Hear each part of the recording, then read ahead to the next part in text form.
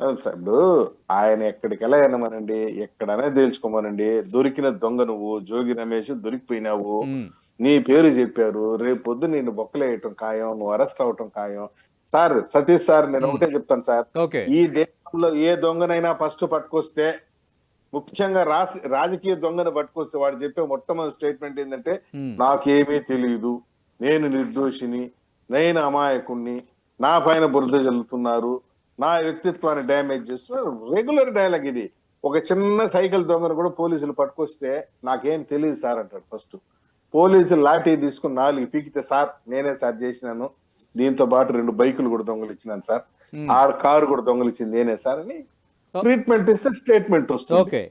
రేపు పొద్దున జోగి రమేష్ కూడా ట్రీట్మెంట్ ఇవ్వటం ఖాయం, ఉమ్, స్టేట్మెంట్ రావటం కూడా ఖాయం. ఉమ్, కాదండి, సార్, 1 minute. ఇంత సిగ్గుమాలిన పని ఎవడనే చేస్తాడా? ఓకే. ఆ? ప్రభుత్వాన్ని అస్థిరపరచడానికి నకిలీ మద్యం తయారు చేస్తారా? మీరు రూలింగ్ లో ఉన్నా నకిలీ మద్యం చేస్తారు, రూలింగ్ లేకపోయినా నకిలీ మద్యం తయారు అంటే సత్యగిరి ప్రసాద్ గారు